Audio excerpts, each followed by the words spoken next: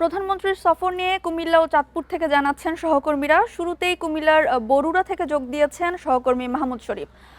শরীফ, কুমিল্লায় ঠিক কখন এসে পৌঁছাবেন প্রধানমন্ত্রী এবং সেই সাথে জানাবেন পথসভায় লোকসমাগম কেমন দেখছেন, মানুষের মধ্যে কি প্রতিক্রিয়া রয়েছে? বাবলু, চাঁদপুরে প্রধানমন্ত্রীর সফর ঘিরে কেমন প্রস্তুতি দেখছেন? তারপর নেতাকর্মী এবং গিয়ে চাঁদপুরবাসীর মধ্যে প্রতিক্রিয়া কি, সব মিলে আমাদের বিস্তারিত জানাবেন। ইলিশের বাড়ি চাঁদপুরের উদ্দেশ্যে তারেক রহমান প্রধানমন্ত্রী তিনি রওনা দিচ্ছেন এবং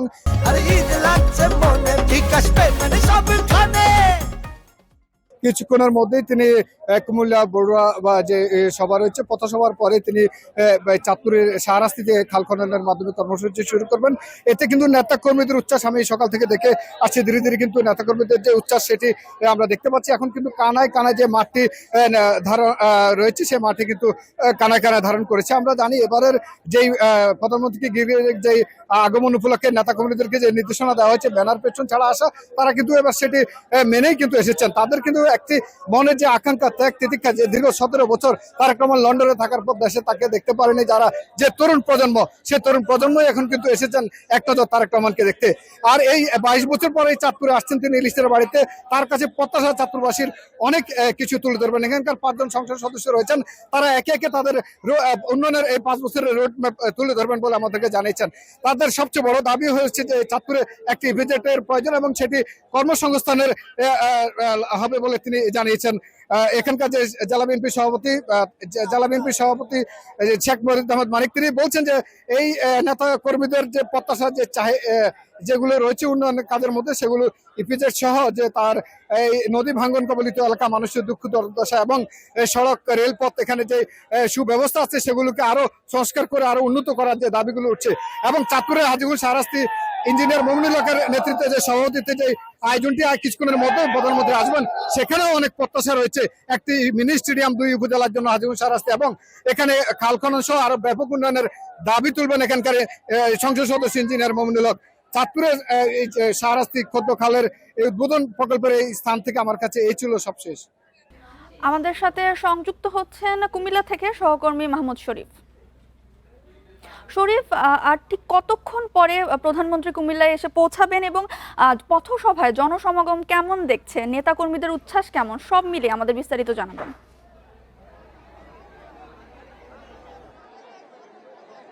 দেখুন, প্রধানমন্ত্রীর আজকে যে সফর সূচি সেই অনুযায়ী 11:30টায় তার এখানে উপস্থিত থাকার কথা ছিল, কিন্তু সড়কে তার যে যাত্রাপথ, এই যাত্রাপথে নেতাকর্মীদের যে উপস্থিতি, হাজারো মানুষের ঢল প্রতিটি মোড়ে মোড়ে, প্রতিটি সড়কের দুপাশে, তাতে আসলে তার যে গাড়ি বহরের গতি সেটি খুব স্বাভাবিক থেমে যাচ্ছে বা কমে যাচ্ছে, যে কারণে নির্ধারিত সময়ে এই কুমিল্লার বড়ুয়ার যে খেলার মাঠ, এই খেলার মাঠের পথসভায় নির্ধারিত সময়ে এসে প্রধানমন্ত্রী পৌঁছতে পারেননি। কারণ আমরা যে বিষয়টি দেখেছি যে প্রধানমন্ত্রী আজকে সকাল 8:45টার দিকে গুলশানের বাসভবন থেকে চাঁদপুরের উদ্দেশ্যে রওনা হয়েছেন। অর্থাৎ গাড়ি যদি স্বাভাবিক গতিতে আসতো, রাস্তায় নেতাকর্মীদের উপস্থিতিতে জট তৈরি না হতো, তাহলে কিন্তু তিনি নির্ধারিত সময় 11:30টাতে এখানে এসে পৌঁছাতে পারতেন। কিন্তু আমরা যে বিষয়টি লক্ষ্য করছি যে কুমিল্লাতে তিনি অনেক আগেই প্রবেশ করেছেন, কুমিল্লা জেলা সীমানায়, কিন্তু কুমিল্লাতে প্রতিটি পয়েন্টে নেতাকর্মীদের উপচে পড়া ঢল, উপচে পড়া ভিড়, যে কারণে গাড়ির গতি থামিয়ে প্রধানমন্ত্রী তারেক রহমান সবার সাথে গাড়ির ভেতরে থেকে হাত নাড়িয়ে কুশল বিনিময় করছেন, শুভেচ্ছা বিনিময় করছেন, যে কারণে নির্ধারিত সময়ের যে উপস্থিত হওয়া সেটি এখন পর্যন্ত হচ্ছে না। তবে আরো হয়তো আধা ঘন্টা লেগে যেতে পারে এই কুমিল্লার যে পথসভা, এই পথসভায় এসে উপস্থিত হতে। এরপরে আরো 4টি কর্মসূচি রয়েছে, যে কর্মসূচিগুলি চাঁদপুরে, এর মধ্যে 2টি খাল খনন রয়েছে, একটি ফ্যামিলি কার্ড বিতরণ কর্মসূচি রয়েছে এবং একটি দলীয় নেতাদের সাথে মত বিনিময় কর্মসূচি রয়েছে। অর্থাৎ দিনব্যাপী যে 5টি কর্মসূচি, এই 5টি কর্মসূচি শেষ করে আজকে প্রধানমন্ত্রী আবার ঢাকায় ফিরে যাবেন, যে কারণে এখানে আসার পরে হয়তো বেশিক্ষণ বক্তব্য রাখবেন না প্রধানমন্ত্রী। কারণ আমরা যে বিষয়টি দেখি, এর আগেও তার বিভিন্ন জেলা সফরে পথসভায় তিনি অল্প সময় বক্তব্য রাখেন এবং অল্প সময় বক্তব্যে স্থানীয় এলাকার উন্নয়ন পরিকল্পনা নিয়ে তুলে ধরেন, নেতাকর্মীদেরকে বিভিন্ন দিক নির্দেশনা দেন এবং এই যেসব এলাকায় নির্বাচনের আগে তিনি গিয়েছিলেন সেই সব এলাকাতে নির্বাচনী যে প্রতিশ্রুতি দিয়েছিলেন সেই নির্বাচনী প্রতিশ্রুতি বাস্তবায়নের আশ্বাস দিচ্ছেন। এবং এরই মধ্যে আমরা দেখছি যে বিএনপির যে নির্বাচনী প্রতিশ্রুতি, সেই নির্বাচনী প্রতিশ্রুতির কিন্তু বেশ কিছুই বাস্তবায়ন হতে শুরু করেছে। ফ্যামিলি কার্ড, কৃষক কার্ড থেকে শুরু করে নানা ধরনের যে প্রতিশ্রুতি সেগুলি বাস্তবায়ন হতে শুরু করেছে। তবে কুমিল্লাবাসী আজকে অন্যতম একটি দাবি, সেই দাবি হচ্ছে কুমিল্লা বিভাগের বিষয়ে।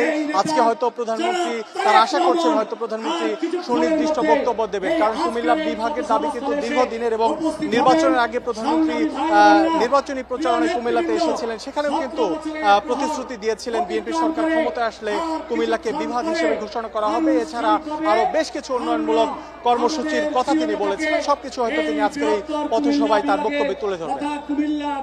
শরীফ, আপনি খবর সংগ্রহ করতে থাকুন, পরবর্তীতে আমরা আবার সংযুক্ত হব আপনার সাথে।